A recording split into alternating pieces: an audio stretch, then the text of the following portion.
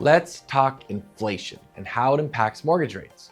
Inflation is basically the rising cost of goods and services over time. But what does that have to do with your home loan? A lot, actually. Mortgage rates and interest rates in general tend to move up when inflation is high. To help that make sense, let's use an analogy. Think of mortgage rates like a long-term IOU that you give to your lender. Now imagine lending someone $100 today with a promise to be paid back over 30 years. If the cost of stuff rises, or inflation, that $100 you get back in the future won't buy as much. So to protect themselves, lenders raise mortgage rates, kind of like adding interest to make up for the future loss of buying power. Here's another way to picture it. Mortgage lenders are like coffee shop owners. If the cost of beans and milk goes up, they have to raise prices to keep making a profit. Same with lenders. When inflation rises, so does the cost of lending the money. So what does this mean for buyers and homeowners?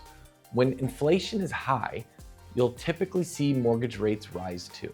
That's why low inflation periods tend to bring lower interest rates, like what we saw over the past decade. For buyers, understanding this connection can help you make better decisions about timing. If inflation is cooling, rates might follow.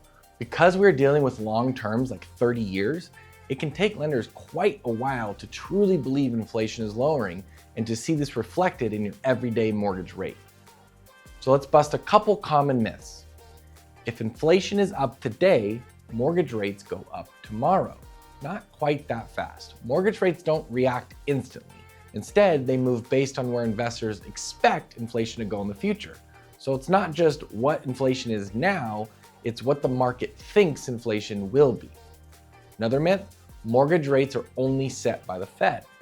While the Federal Reserve plays a role in influencing short-term interest rates, mortgage rates are largely influenced by inflation expectations and the bond market. When inflation is on the rise, bond yields go up and mortgage rates usually follow.